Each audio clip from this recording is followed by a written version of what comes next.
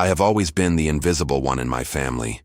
Even now, as I look back, I can still feel that hollow ache of being unseen, of being the child whose laughter, whose tears, whose very presence barely registered in the lives of the people who were supposed to matter most.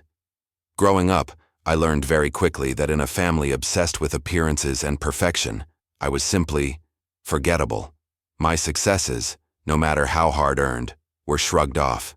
My mistakes were magnified like glaring neon signs, and my presence, the very essence of who I was, seemed to slip through the cracks, unnoticed and unacknowledged. I remember my 7th birthday with a clarity that still cuts deep. My siblings were showered with gifts, praise, and attention while I sat at the edge of the room, a small cake in front of me, the candles flickering like tiny spotlights on my solitude.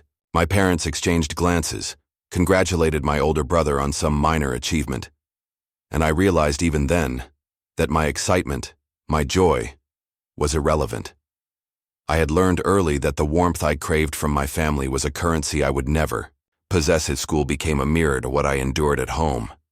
Teachers would occasionally praise me for my dedication, my careful work, my quiet perseverance. But when I walked through the front door, that recognition evaporated. "Why can't you be more like your brother?" My mother would sigh, never acknowledging the hours I spent perfecting a drawing, a story, a test answer. Comparison became my constant companion. Mediocrity in others was celebrated. Excellence in me was invisible. I began to understand that in my home, visibility was not earned through achievement. It was granted by favoritism, by charisma, by a pre-decided hierarchy in which I was always at the bottom. Even the smallest interactions felt like minefields. I learned to speak softly, to keep my opinions measured, to smile at compliments I was too afraid to accept. At family dinners, my words were interrupted or ignored. I could share a story, a joke, a fleeting triumph, and it would vanish into the background of chatter, laughter, and praise for someone else. My siblings were the stars, I was the shadow. The contrast between my longing for belonging and the stark reality of my invisibility was a lesson I absorbed too young. Family could be cruel, not with malice, but with omission. There were moments of humiliation that etched themselves into my memory. The family vacation when I was 10 stands out. My parents were busy photographing every smile my older sister flashed, praising her for being photogenic, charismatic, the perfect daughter. I posed for a few pictures, and when I smiled for the camera, my mother barely glanced at me. Later, she whispered to my sister about how she hoped my sister would become the family's pride in the coming years. I overheard.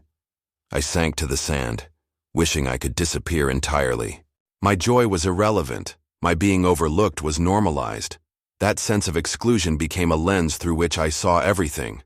Even when I tried to draw attention, to excel, to be noticed, it backfired. The cruelest part was how subtle it all was. It wasn't open disdain. There were smiles, casual touches, murmured well-done comments, but always with a glance at someone else, always with a sense of, "You are adequate, but never enough." I learned to internalize disappointment and normalize my exclusion. My siblings were celebrated for mediocrity, and I watched as the family built narratives around them, while my own victories disappeared quietly into nothing. Even now, I can recall the sting of being overlooked when I won my first art competition at school. My father gave me a polite nod and moved on to compliment my sister for a slightly better grade in math. My mother clapped politely, but then asked, almost offhandedly, if I'd helped clean the living room. The praise I had dreamed of was always deferred, redirected, or diluted by comparison. I often sought refuge in small pockets of solitude, reading in the corner of my room, drawing quietly, at my desk, imagining a life where my voice mattered. Books became my sanctuary because in them I mattered. Characters celebrated victories, faced injustice, and learned to rise above. I clung to these stories as blueprints for survival. The warmth I longed for from my parents I found in fictional friends, in imagined places where my laughter was heard, my achievements acknowledged, my existence mattered. School friends began to notice my quiet resilience. They would whisper encouragements, smile at my sketches, compliment my essays, and for the first time, I felt a flicker of what belonging might feel like. But stepping through my front door returned me to invisibility. It became a dual existence, recognized outside, dismissed at home. I carried the weight of that contrast constantly. Even in adolescence, when my opinions began to form sharply, when I tried to assert myself, my family still ignored me. Discussions were hijacked, my ideas dismissed before I could fully speak. My mother, absorbed in her own social image, and my father, more focused on his work than on his children's inner lives, rarely noticed when I shined. I became expert at fading into the background, at observing, absorbing, and surviving without acknowledgement. Every small humiliation, every unnoticed accomplishment, every birthday celebrated quietly for others, built a quiet storm inside me, a storm of resentment, of longing, and, unknowingly, of preparation for the moment when the balance would shift. The invisible daughter learned early how to navigate the world without family validation. I became self-sufficient in thought and in spirit, drawing strength from the very thing that pained me most, my exclusion. And while at the time it felt like a curse, like an endless echo of being unseen, I did not yet realize that these very experiences were shaping the woman I was becoming. The woman who would one day confront the injustice that had defined her life. Even now, when I recount these memories, I feel the sharp contrast between the warmth I sought and the coldness I received. But I also see the first threads of resilience forming in that young girl, quietly observing, silently learning, and patiently waiting. That invisible child was, unknowingly, laying the foundation for the empowerment, the reckoning, and the voice that would emerge years later. And it is from this place of invisibility that my story truly begins, because the deeper the exclusion, the sweeter the reversal. Little did I know, the patterns of favoritism, the dismissals, and the humiliation would not only shape my childhood, but also set the stage for the betrayals and challenges that would escalate in the years to come. The story of being invisible was only the first chapter, the quiet before the storm, the foundation upon which every act of recognition, revenge, and empowerment would eventually be built. And so, I carry these memories forward, each one a reminder of what it feels like to be ignored, overlooked, and forgotten, and a reminder of the power that lies in reclaiming a voice the world once refused to hear. If there was one thing I learned early on, it was that my family had a talent for creating invisible hierarchies, invisible punishments, and invisible victories, none of which favored me. I started noticing patterns that were cruel in their consistency. My siblings were celebrated for the smallest achievements, while I was scrutinized for the tiniest mistakes. My parents wielded their favoritism like a weapon, unconsciously or deliberately, I could never tell. But the effect was the same. I felt powerless, unheard, and perpetually unworthy.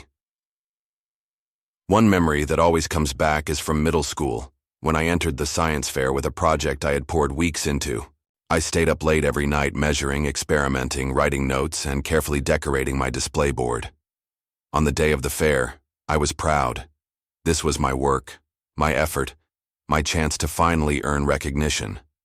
When my mother visited the school to see the projects, I was ready to beam with pride. She glanced at mine, nodded politely, and then spent 20 minutes taking photos of my sister's project, a half-hearted model that barely functioned. The teacher praised my work, but at home, it was invisible. The humiliation of being overlooked, the quiet sting of favoritism, sank deep. It wasn't anger. It was the slow, gnawing realization that my efforts would never count equally. It wasn't just accomplishments. It was conversations, expectations, even punishments. If my siblings broke a vase or missed a chore, it was excused, as youthful mistakes. If I spilled a glass of water, my parents would sigh, sometimes raise their voices, and lecture me as if I had committed a grave offense. I learned to navigate their moods carefully, measuring every word and action, walking a tightrope that seemed impossibly narrow. The cruel pattern was clear: perfection or invisibility. Friends began to notice my quiet suffering. They would ask if I was okay, if I felt left out, if my parents noticed what I was doing. Teachers occasionally spoke to me privately, praising my diligence and curiosity, or asking why I seemed so withdrawn in class. Extended family, too, would sometimes comment that I was thoughtful or talented. But when I returned home, that recognition evaporated. My voice, my effort, my presence was consistently drowned out by the more favored siblings. This contrast between the private acknowledgement I received outside and the dismissals I endured at home became a defining feature of my life. The manipulation wasn't always obvious. There were silent punishments that hurt more than overt scolding. Invitations to family events would be forgotten for me. Stories would circulate about my siblings' achievements, always exaggerated, while mine were minimized or ignored. Compliments were backhanded. Well, that's nice, I guess, though your sister did it better.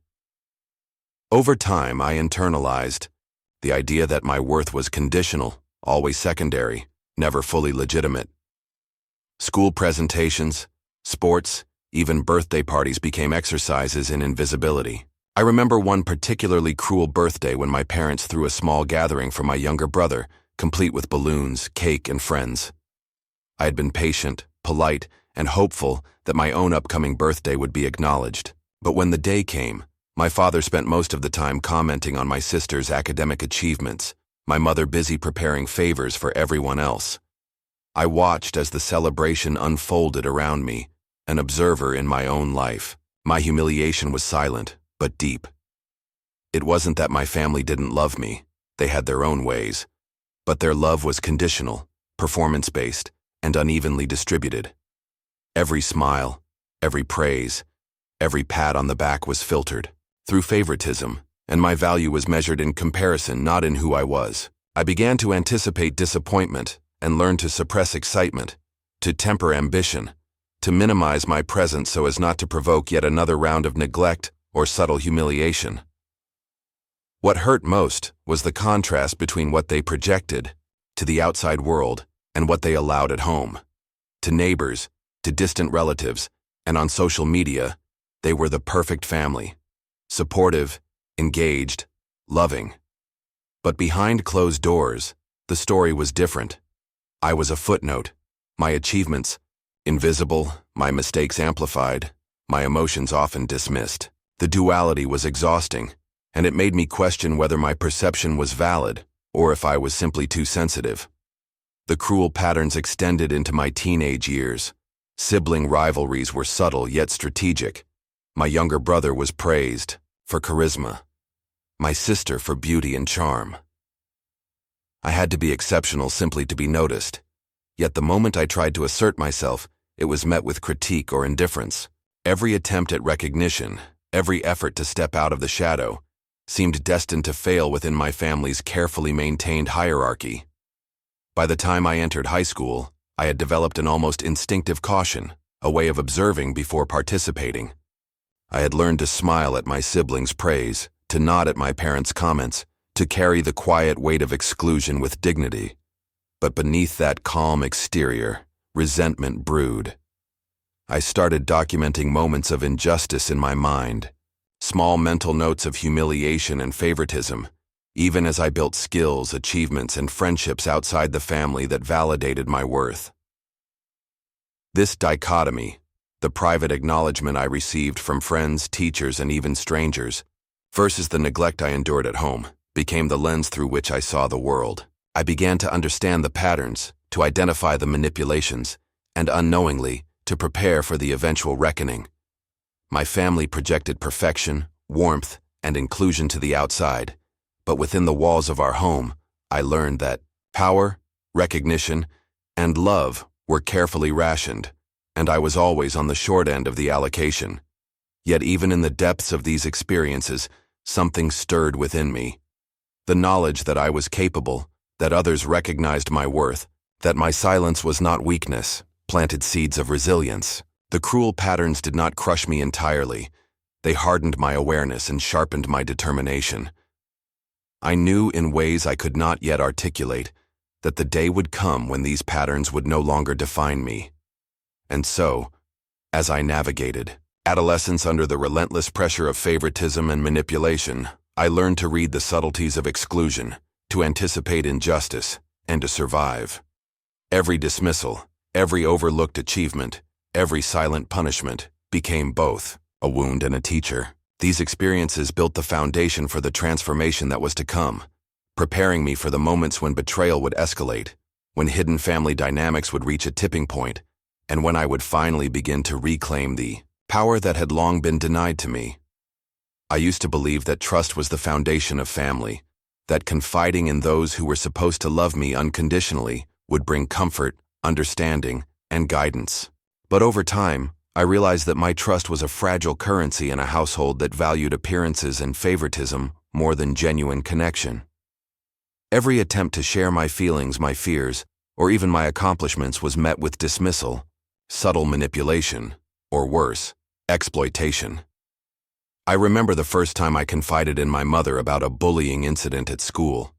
I had hoped for guidance, a protective embrace, or at least acknowledgement that my feelings mattered.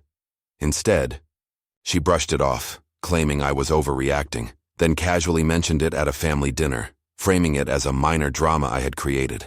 The humiliation of being silenced, my vulnerability turned into amusement for others, lingered in me far longer than the original incident.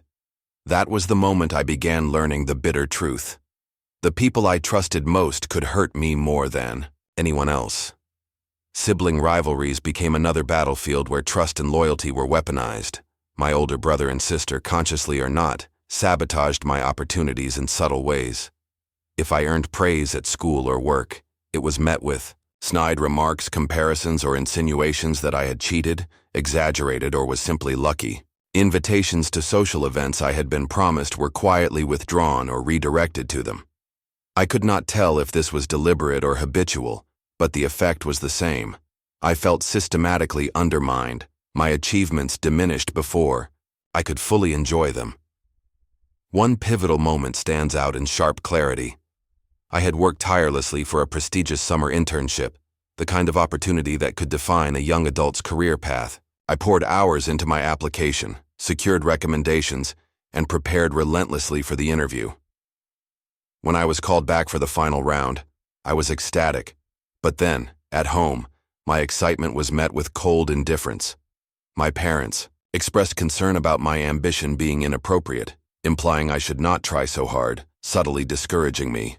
To my horror, my sister somehow learned of confidential information from the application process and spread rumors at school suggesting I had manipulated the system. By the time my parents realized the rumors, they looked at me with suspicion, questioning my integrity. I was blindsided, isolated, and powerless, watching as trust crumbled around me. Each betrayal, each hidden resentment, felt like another stitch in a tapestry I did not choose but was forced to wear. I started noticing patterns in family conversations, jokes that belittled me, compliments redirected to others, praise withheld strategically. I began to anticipate the betrayals, to read between lines, to measure words and gestures. It was exhausting and disheartening, but it also sharpened my awareness. Every act of manipulation, every hidden slight, became both a wound and a lesson in survival. Even my attempts to form alliances within the family often failed. I tried confiding in my father about college applications, about my hopes and fears, only to have him dismiss my concerns, focusing instead on my siblings' choices. I remember his offhand comment, "Your brother has more potential anyway. Maybe you should learn from him." I sat in silence, the sting of rejection hotter than any argument. I had hoped for guidance, for support, for the comfort of being heard. But instead I felt like a bystander in my own life, watching my ambitions quietly erode under the weight of indifference and subtle sabotage. The contrast between my desire for familial connection and the repeated rejection I experienced was brutal. I craved the warmth of acknowledgement, the reassurance that I mattered, that my feelings and efforts were valid. And yet, each act of betrayal reinforced my invisibility, teaching me that my voice could not pierce the carefully constructed hierarchy that left me on the margins. Friends and teachers would cheer me on, whisper encouragement, and validate my experiences. But the safety of home, the place that should have nurtured me, remained a space where trust was risky, vulnerability dangerous. The accumulation of These betrayals built a quiet, but growing resentment within me. I became guarded, no longer trusting easily, no longer expecting fairness. I watched my siblings flourish within the system that had always favored them, while I remained overlooked, my potential marginalized. Every accomplishment felt tainted by suspicion, every effort shadowed by indirect sabotage. I was learning to navigate the world cautiously, to protect myself from repeated hurt, but the desire for validation, for genuine familial connection, never entirely faded. This period of my life was defined by invisible wounds, broken trust, hidden resentment, and the gnawing sense of being systematically undermined. Yet even in the pain, a subtle strength began to form. I began to see the patterns, to identify manipulation, to recognize the gaps where others sought to diminish me. The realization that my family could betray me, that trust could be weaponized, was painful, but it also planted seeds of inner fortitude. I started looking outward for recognition, for spaces where my voice would be heard and my achievements acknowledged. Clubs, friendships, mentors, they became lifelines. In these small pockets, I found validation and encouragement that contrasted sharply with the silence at home. The contrast between these two worlds, the one where I was seen and valued, and the one where I was invisible, sharpened my understanding of the injustices I endured and the strength I needed to survive. By the time I reached the end of high school, I had quietly built resilience. I knew that my family's favoritism, their manipulation, and their subtle sabotage would not disappear. But I also understood that my worth did not depend on their approval. The betrayals I had endured had forced me to develop an inner compass, a sense of self-worth that was independent of the household that had dismissed me for so long. These experiences laid the groundwork for the moment when I would begin to seek true independence. The awareness of betrayal, the knowledge of hidden resentments, and the lessons learned from broken trust became the quiet engines driving my desire to claim agency over my own life. I did not yet know the shape that independence would take, nor the ways in which I would assert it, but the seeds of empowerment were planted firmly within me, nurtured by the very experiences that once seemed designed only to break me. The foundation for transformation had been quietly set, and as I prepared to step beyond the shadows of my family's manipulation, I knew that the journey toward asserting my voice, reclaiming my power, and embracing the strength I had quietly built was only beginning. For years, I had lived in silence, my words dismissed, my achievements minimized, my very presence reduced to shadows. But silence has a breaking point, and mine began to fracture when I realized that my worth did not depend on whether my family acknowledged it or not. The shift was not dramatic at first. It started small, subtle, almost imperceptible, like a whisper in a storm. Yet, it was enough. Enough to remind me that I had a voice. Enough to remind me that I had power. It began with my studies. I poured myself into school with a determination I didn't fully understand at the time.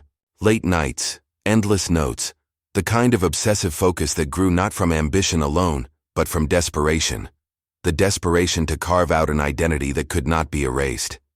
And when my grades came back, when teachers began to use my essays as examples, when my name was called for awards at assemblies, I saw something shift.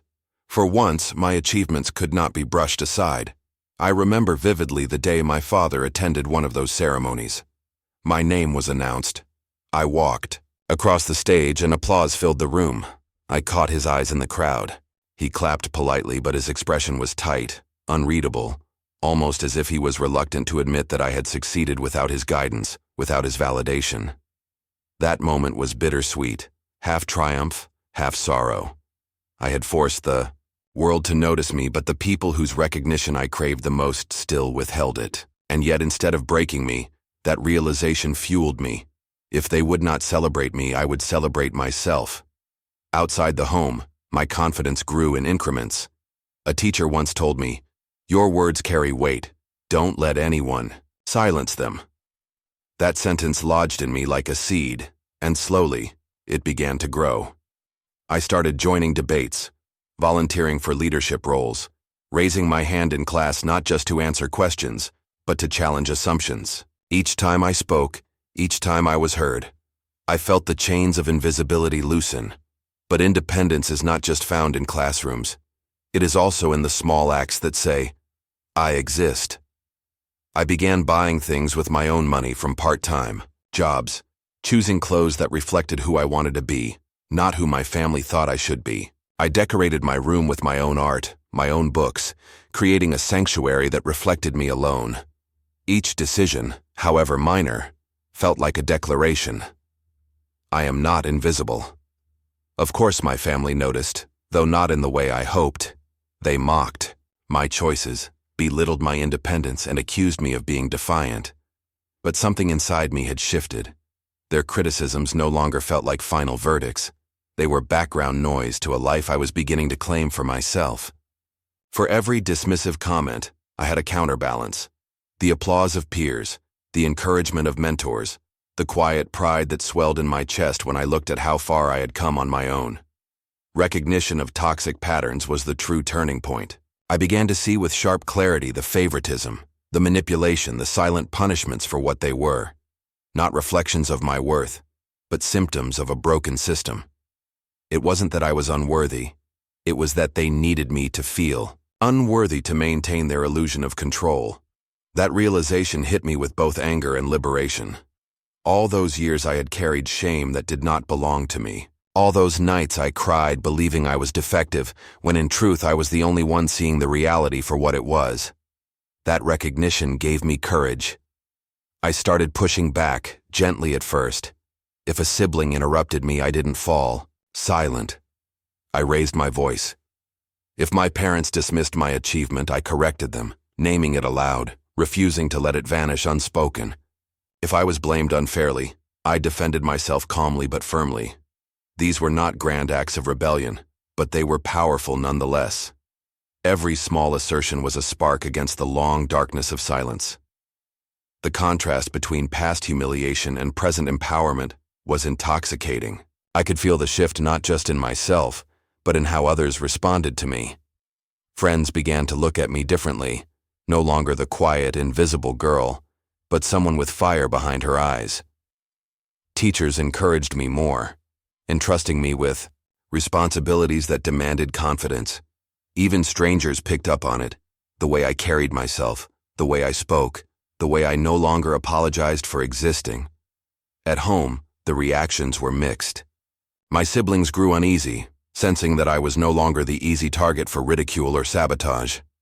My parents alternated between dismissiveness and thinly veiled disapproval, as though my growing independence threatened the family script they had, so carefully constructed.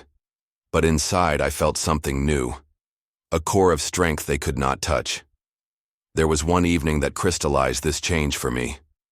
During dinner, my father made a sarcastic comment about my future, implying I would never measure up to my brother's charisma or my sister's charm. In the past, I would have swallowed the hurt, laughed nervously, or fallen into silence. But that night, I looked him directly in the eye and said, I don't need to be like them. I'm building something of my own. The room went quiet. My heart pounded, but I held my ground. For the first time, I had spoken my truth without apology. That moment did not change my family's behavior overnight. They still minimized, still favored, still maintained their toxic patterns. But it changed me. It proved that my voice could cut through the noise, that I did not have to remain a silent observer in my own life. That spark of empowerment, fragile but undeniable, became my anchor. As I continued into young adulthood, I carried this newfound strength with me. Every scholarship earned, every project completed, every milestone reached was more than just personal success.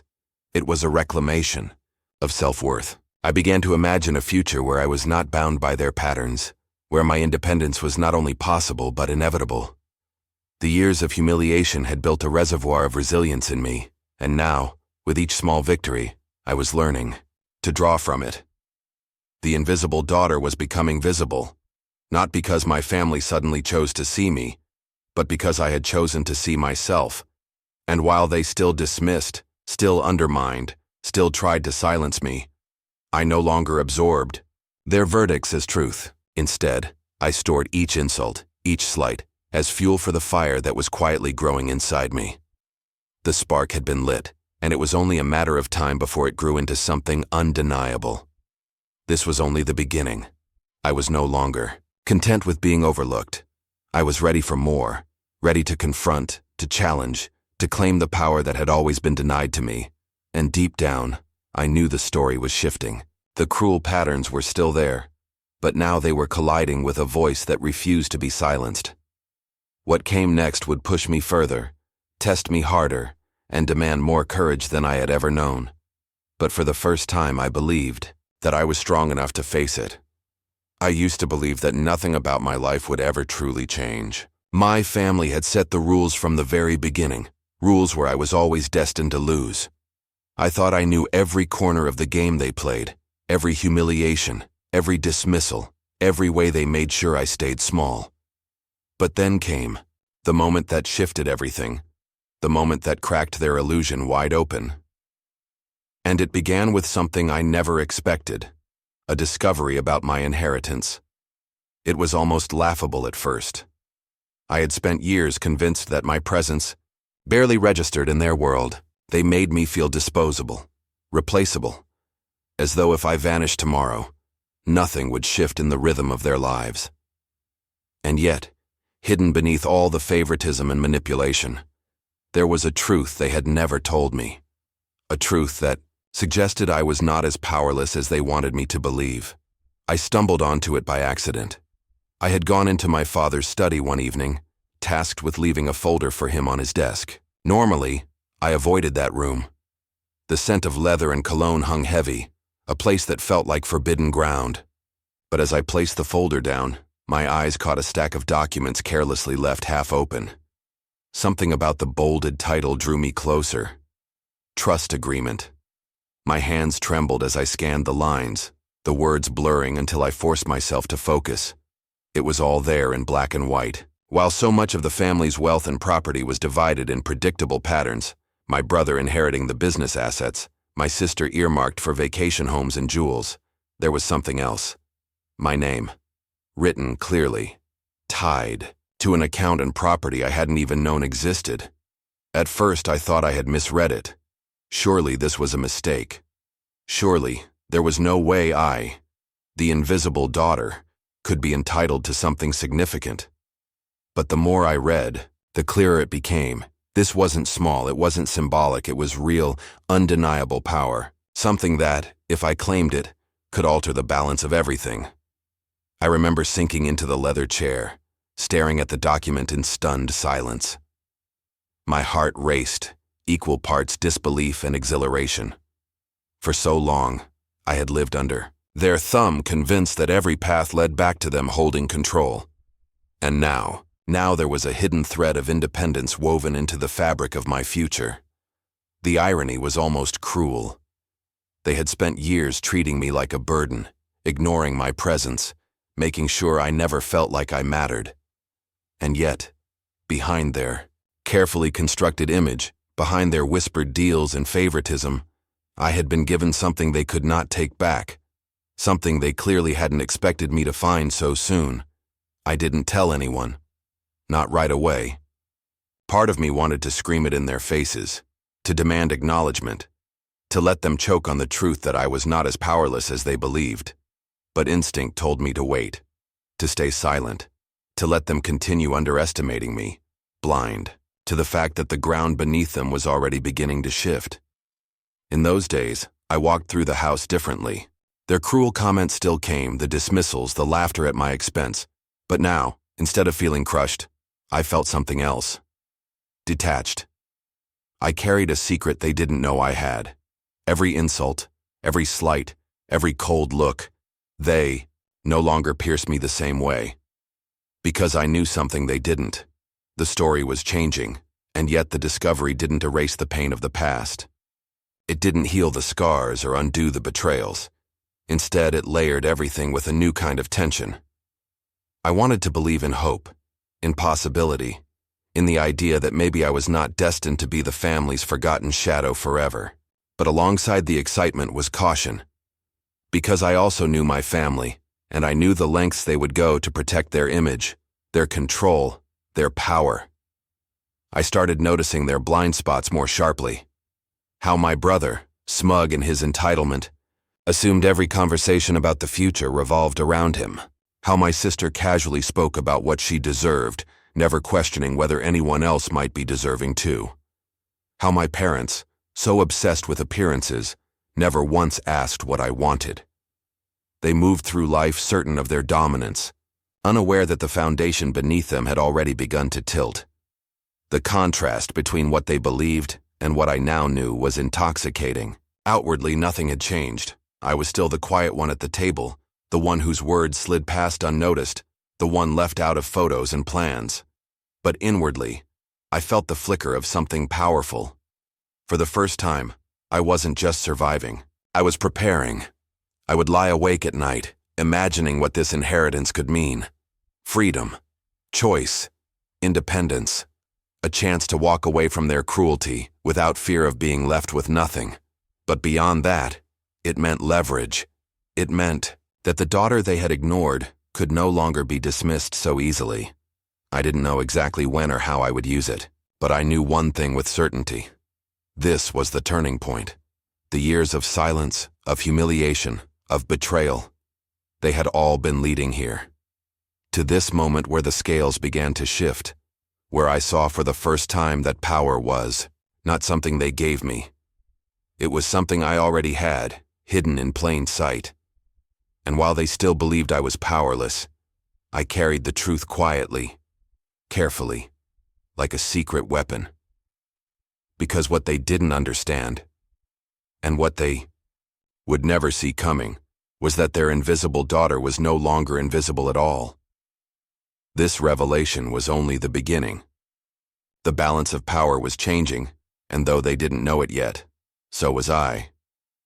For most of my life, I was used to sitting quietly on the sidelines, silenced by favoritism, humiliated by dismissals, and stripped of any power within my own family.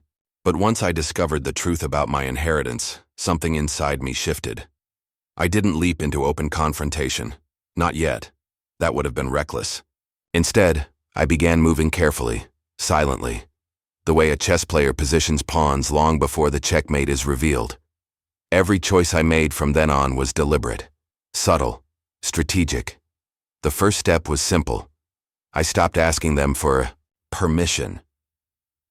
For years I had begged for approval, whether it was to pursue an opportunity, buy something for myself, or even make plans with friends. And every time my requests were dismissed, minimized, or compared to whatever my siblings wanted. But now I didn't need their permission. I had resources of my own, so I began making quiet decisions, small purchases, investments in myself, choices that signaled, to me at least, that I was no longer chained to their control. It started with education. My parents always claimed tuition was a burden, something they'd generously offer. My siblings while warning me not to expect too much. So when I enrolled in a specialized program they never approved of and paid for it myself, I watched the flicker of confusion in their eyes. They didn't ask where the money came from. They simply assumed I'd scraped it together through odd jobs or loans. But I knew the truth. And the satisfaction of walking into that classroom, funded entirely on my own terms, was unlike anything I had ever felt. From there I expanded slowly. A new wardrobe, nothing ostentatious, just subtle pieces that made me look polished, confident, untouchable. I saw how their eyes lingered, puzzled by the quiet transformation. My sister asked once, half mocking, half curious, "Where did that come from? Did you suddenly win the lottery?" I just smiled, offering no explanation. Let her wonder. Let them all wonder. The beauty of being underestimated was that they didn't even think to suspect the truth. Their blindness was my camouflage, and I used it to my advantage. One of the most satisfying moves came during a family gathering. My brother had been boasting endlessly about an investment he was considering, desperate for approval. I had already done my research on the same venture, quietly moving money into a safer, smarter alternative. When news later spread that his choice had flopped, while my discreet option quietly gained, the irony was delicious. He never suspected that I was in the same financial arena. To him, I was still the invisible one, the sister whose voice didn't matter. But in that moment, I knew better. Slowly, I began to use my inheritance not just for myself, but in ways that rippled outward. Small gestures that carried subtle power. A cousin struggling with tuition. Quietly, I helped. An aunt needing repairs. For her home. I found a way to cover it without drawing attention. These acts of generosity didn't just bring me satisfaction. They shifted perceptions. Extended family, who had always pitied me, began looking at me differently. Respect started to replace pity. And I saw how this change unsettled my immediate family. They noticed the shift, even if they couldn't explain it. The comments became sharper, more suspicious. My mother's questions grew pointed. Where are you getting the money for all this? My father's silence grew heavier, his eyes calculating. My siblings whispered behind closed doors, their jealousy dripping into every conversation. Yet none of them dared confront me directly, because to admit suspicion would be to admit that they might have misjudged me all along. The more they questioned, the more I stayed quiet. Silence became my shield, my weapon. I realized that the less I explained, the more their imaginations filled in the gaps, and nothing scared them more than the unknown. And beneath it all, I felt something new blooming inside me. Exhilaration. Not the loud, reckless kind, but a steady, powerful current that hummed beneath my skin. For the first time, I was not playing defense. I was not begging to be seen. I was not waiting for scraps of validation. I was moving with purpose, shaping outcomes they couldn't even track. Of course, I knew better than to flaunt it. Open defiance would only push them to close ranks, to strategize against me. No, my power had to grow quietly, like roots spreading underground, unseen, but unstoppable. And with every small victory, with every ripple I created, my confidence deepened. I began to recognize the toxic patterns for what they were, transparent attempts to keep me small, tactics I no longer had to accept. When my sister tried to belittle me at dinner, I responded with calm indifference, watching her falter as her words slid off me like water. When my brother bragged about his future plans, I let him talk, knowing I already had foundations he couldn't imagine. When my parents made their subtle comparisons, I smiled to myself, knowing their measures of worth no longer defined me. It was intoxicating, this quiet reversal. I was still the same daughter, the same sister, the same woman sitting at the table, but the balance of power was no longer theirs alone. They couldn't see it fully yet, but the shift had begun. And perhaps the sweetest part was this: their underestimation was becoming their downfall. The very thing they relied on, that I would always be small, invisible, irrelevant, was what allowed me to build power right under their noses. Every dismissal, every insult, every blind spot was a door they left open for me to step through. I won't pretend it was easy. There were nights I lay awake, torn between fear and thrill, wondering if I was strong enough to hold this secret, to play this game. But then I would remember all the years they left me voiceless, all the times I was humiliated, all the pain I endured in silence. And I would remind myself, this wasn't just survival anymore. This was strategy. This was reclamation. I could feel it building, the tension, the inevitability of confrontation. My moves were small now, deliberate, restrained, but they were leading somewhere, to something bigger, to the day when silence would end and truth would finally cut through the illusion my family had built for so long. For now, I let them underestimate me. For now, I stayed patient, but I knew, just as surely as I knew the inheritance had shifted my fate, that the reckoning was coming. And when it did, I would be ready. There comes a moment when silence no longer serves you. For years I carried the weight of secrets, my own pain, their betrayals, the toxic patterns that defined our family. I learned to live in the shadows, to swallow the truth while they paraded a perfect image before the world. But secrets have a way of surfacing, and once my influence began to grow, the balance tipped. What had been hidden for so long started cracking open, spilling into the light in ways none of us could ignore. It began slowly, like hairline fractures running through glass. At first, my siblings whispered about my mysterious confidence. My sister cornered me one evening, her voice edged with suspicion. "You think you're better than us now, don't you? Walking around like you've got something we don't." I didn't answer her accusation. I didn't have to. My silence rattled her more than any words could. That was the first sign. They could feel the shift, and fear was replacing certainty. Then the bigger cracks came. My brother, desperate to secure a business deal, discovered that the investors he relied on had quietly shifted their attention elsewhere. What he didn't know was that those same investors had approached me, impressed by my quiet stability and independence. When he confronted me, furious, I met his anger with calm. Maybe they just wanted someone they could trust. For once, he had no retort. His face burned with the humiliation of being overlooked, the same humiliation I had known my whole life. But the true unraveling came when documents surfaced, ones my parents had kept locked away for years. I didn't dig them up myself. Fate, it seemed, had a hand in it. A lawyer connected to the family trust reached out to clarify certain allocations, and in that conversation, truths tumbled out. The carefully crafted illusion of fairness, of equal treatment among siblings, shattered.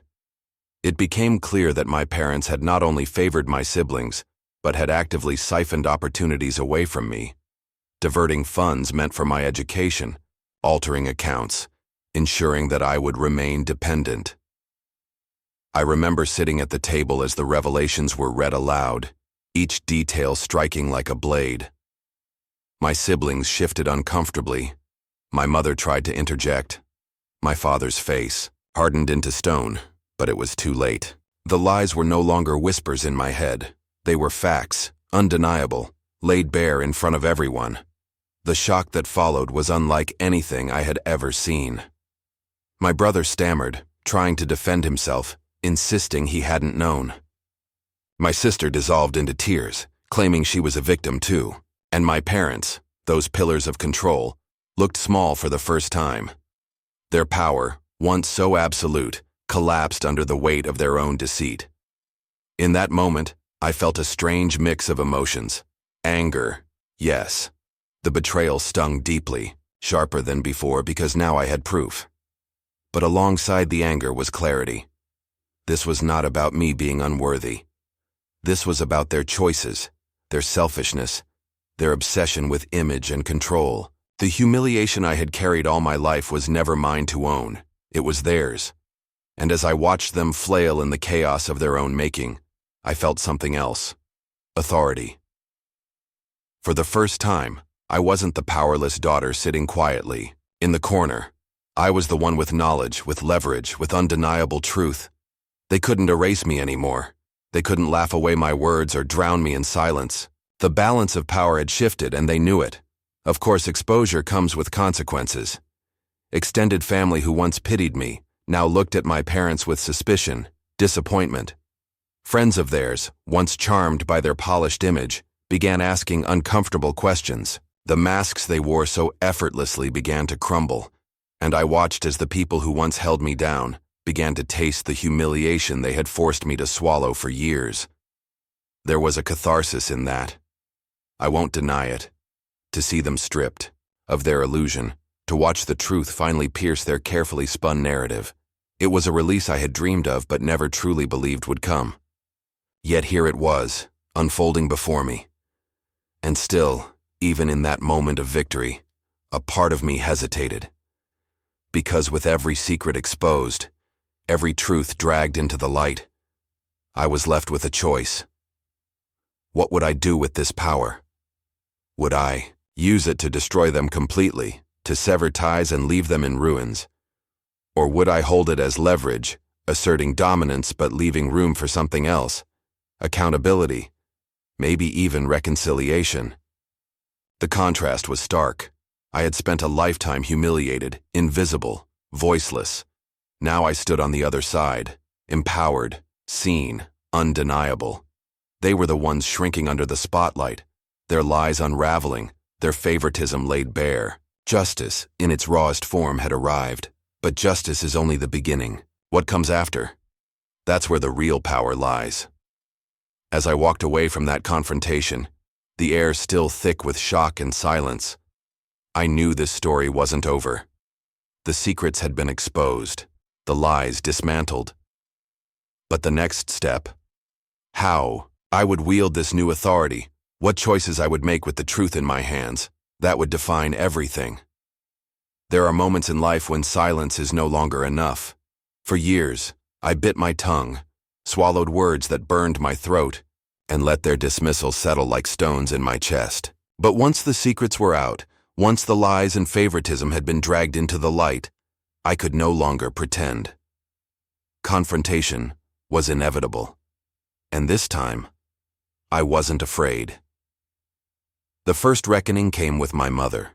She had always been the master of appearances, the orchestrator of smiles at dinner parties, the hand that smoothed over every uncomfortable truth. But behind closed doors, she was also the sharpest blade, the one who cut deepest with her words. I found her in the kitchen, gripping a glass of wine too tightly, her face pale with the weight of what had been exposed. "You've embarrassed this family," she hissed before I could even speak. "Do you realize what people are saying about us now?" I took a slow breath, steadying the storm inside me. "No, Mother. You embarrassed yourself. I didn't lie. I didn't steal. I didn't erase anyone's future. That was all you." Her eyes widened, as though she couldn't believe I had dared to speak to her that way. For a moment, I saw her flinch, not physically, but emotionally. She wasn't used to my voice being steady, unshaken. She tried to reclaim control with a sharp laugh, but it sounded hollow. For the first time, she couldn't cut me down. Then came my father. He had always been harder to read, silent, stoic, his disapproval a heavy presence rather than spoken words. When I confronted him, he didn't shout, didn't accuse. Instead, he stared at me across his study desk, his hands folded tightly, his silence daring me to falter. "You think this makes you strong?" he finally asked. His voice was low, deliberate. "All you've done is tear this family apart." I met his gaze, refusing to shrink. "No, you tore it apart the moment you decided I wasn't worthy. The moment you chose lies over love. I'm not the one who broke us. I'm the one who survived what you did." The words hung in the air like smoke, impossible to push back. For once he had nothing to say. His silence wasn't power anymore. It was defeat. And I felt the shift deep in my bones. The confrontation with my siblings was different. They didn't hide behind silence or appearances. They lashed out. My brother stormed into my room, his face red with fury. "You think you're some kind of hero now? You've ruined everything for us." I stood tall, refusing to cower. "I didn't ruin anything. I just stopped letting you ruin me." He scoffed, but the anger in his eyes was tinted with fear. He knew I was no longer his punching bag, no longer the sister he could dismiss as irrelevant. His power over me was gone, and he hated it. My sister's confrontation cut differently. She came to me crying, her mascara streaked, her voice shaking. "I didn't know, I swear. I thought they loved me more because I was better, not because they took from you." Her words should have softened me, but I had to bite back the bitter truth clawing at my throat. "And you never questioned it? All those years you saw how they treated me, and you let it happen. You played your part in it." She wept harder, begging for forgiveness, but I wasn't ready to give it. Not yet. Because while her tears were real, so was the pain she had helped inflict. Each confrontation felt like releasing chains I had worn my entire life. With every word spoken, every truth named, I reclaimed pieces of myself they had stolen. But it wasn't easy. Inside, I wrestled with two voices, one that screamed for revenge, to see them suffer as I had suffered, and another, softer voice, that whispered of compassion, of rising above their cruelty. Revenge promised satisfaction, a burning catharsis that matched years of humiliation. But compassion hinted at something deeper, true empowerment, the kind that didn't depend on their downfall but on my growth. I found myself standing at that crossroads, my anger and my compassion waging war inside me. In the heat of confrontation, it was anger that gave me strength, that allowed me to finally stand tall and speak truths I had buried for so long. But in the quiet moments after, when the house was thick with silence and the echoes of our argument still rang in my ears, I realized something important. Revenge alone would never heal me. What healed me was my voice. The simple, undeniable fact that I could finally speak without fear. That I could say, "This is what you did to me," and not tremble. That I could look each of them in the eye and know they could no longer erase me. The contrast was sharp. Once I had been voiceless, shrinking into the corners of rooms, silenced by their cruelty. Now I was loud in my truth, steady in my power, and though they fought against it, they couldn't take it back. As the confrontations unfolded, I saw them differently too. My parents weren't untouchable titans. My siblings weren't flawless, golden children. They were flawed, desperate, scrambling to protect the lies that had sustained them. And I was no longer their victim. These reckonings didn't end neatly, tied with forgiveness or closure. But they marked the turning of the tide. I wasn't done yet. The choices of what to do with my newfound power still loomed ahead. But one truth had been carved into stone. I was no longer invisible, no longer powerless, no longer theirs to control. And that truth would guide me into whatever came next. The house was quiet after the storms of confrontation, but it was not a peaceful silence. It was the heavy, unsettled quiet that lingers after a fire has burned through, leaving behind smoke and charred edges. My words had been spoken, truths laid bare, and the ground beneath my family would never be the same. But for me, something deeper had shifted. For the first time, I wasn't waiting for their approval. I wasn't measuring my worth by their eyes. I had reclaimed something they could never take again, myself. The first step was boundaries. That word had once sounded selfish to me, something I didn't deserve to claim. For years I had been trained to bend, to accommodate, to silence my needs so theirs could be louder. But after everything, I finally understood. Boundaries are not walls. They are doors with locks, and I alone hold the key. I stopped answering every call. I stopped showing up to family gatherings that left me hollow. When my parents demanded explanations, I gave none. "Because I don't want to" became a complete sentence. And though at first they raged and sneered, their power over me cracked each time I chose my own peace. I began investing, not just financially with my inheritance, but emotionally in myself. I moved into a home of my own, a place that reflected who I was, not who they told me to be. Every detail carried my voice. Books stacked on shelves without judgment, music playing freely, laughter from friends who filled the rooms with warmth instead of criticism. Those friends became my chosen family, people who saw me without the weight of old labels, who valued my voice not for what it could give them, but for what it simply was. In their presence, I found something my childhood had denied me: celebration. They celebrated my victories, big and small, with joy instead of jealousy. They held me in my grief without turning it into weakness. They reminded me that I was not too much, not too little. I was enough. With them, I began to heal. I laughed louder. I spoke without second-guessing every word. I discovered parts of myself I had hidden away, like fragile treasures buried under years of scorn. Creativity blossomed. Writing, art, new ideas that had once been crushed under silence now flowed freely. Each expression was a declaration. I am alive, and I am mine. Professionally, too, I stepped into my power.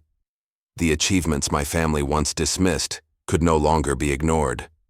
I pursued opportunities on my own terms, guided not by a need to prove myself to them, but by a desire to honor myself. The recognition that followed was validating, yes, but more than that, it was liberating, because even if no one clapped, I had learned to clap for myself. Still, The past did not vanish. There were nights when old wounds whispered, when doubt tried to creep back in, asking, what if they were right about you? In those moments, I turned to the evidence of my life now, the safe space I built, the voices of friends who chose me, the strength in my own reflection. And I answered those doubts firmly. They were wrong. They were always wrong. Reclaiming my life was not about erasing what had happened. It was about weaving it into my story without letting it define me. The pain became part of my history, but not my identity. I was not the overlooked child anymore. I was the survivor who chose growth over bitterness, the creator of a life richer than the one I had been denied. The contrast was undeniable. Once, I was invisible in my own home, my voice drowned out, my worth questioned. Now, I was visible, not because I demanded their attention, but because I stood in my own light. Once I begged for scraps of love from those unwilling to give. Now, I was surrounded by abundance, by genuine connection that nourished instead of starved me. One evening, as I sat with my chosen family around a table filled with food, laughter spilling like music into the air, I felt a swell of gratitude, not for the suffering itself, but for the strength it carved in me. Without it, I might never have learned how powerful reclaiming one's life can be. I realized then, true victory isn't about revenge. It isn't about making them pay or forcing them to see my worth. It's about living so fully, so authentically, that their absence no longer matters, that their opinions become background noise to a song I sing for myself. Reclaiming my life wasn't a single act. It was a series of choices, daily affirmations that I deserved peace, love, and joy. And with each choice, I built a future no betrayal could touch. The story of my family had begun in silence and cruelty, but mine was ending in freedom and self-determination. I had risen from invisible to celebrated, from powerless to whole. And though scars remained, they no longer shamed me. They reminded me of everything I had overcome. I was no longer the child who begged for recognition. I was the adult who created a life worth living. A life that was mine, entirely, unapologetically, beautifully mine. When I look back on the girl I once was, the quiet shadow at family gatherings, the child who held her breath waiting for crumbs of approval, I almost don't recognize her anymore. She feels like a distant reflection, someone I knew but could never save at the time. And yet, she lives in me still. She is the reason I can now stand tall, the reminder of how far I have come. The inheritance was the spark, yes, but the true transformation was never about money. It was about realizing that I had always been more powerful than they allowed me to believe. My voice, my choices, my boundaries. These were the treasures I learned to protect. What wealth really gave me was the freedom to see my worth without their permission. My family once thrived on control, painting themselves as perfect while hiding fractures beneath the surface. I used to blame myself for not fitting into their illusion, for being too quiet, too ambitious, too different. But I see clearly now. I was never broken. Their vision of me was. They needed me to stay small so they could feel large. And once I broke that cycle, their hold dissolved. Power looks different to me now. It isn't about revenge or forcing anyone to bow. It's about standing so firmly in who I am that no one can diminish me again. It's the ability to say no without guilt, to walk away without fear, to choose love where once there was only survival. That is power. Peace, too, has a new meaning. It isn't the false quiet of suppressing myself so others won't be uncomfortable. It isn't tiptoeing to avoid conflict or burying truths that deserve light. Peace is waking up in my own space, breathing without shame, sharing my table with people who see me as whole. It is the sound of laughter without judgment, the calm of belonging without conditions, and perspective, perhaps the hardest lesson of all. For years, I thought justice would mean them finally admitting they were wrong, finally apologizing for every slight and wound. But I understand now. Justice isn't their confession. It's my freedom. I don't need them to validate the pain they caused for it to be real. I lived it.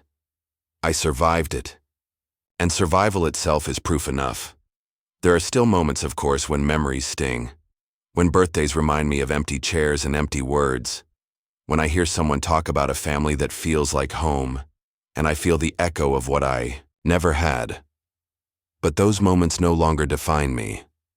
They pass like storms, and afterward, I step back into the sun of the life I've built.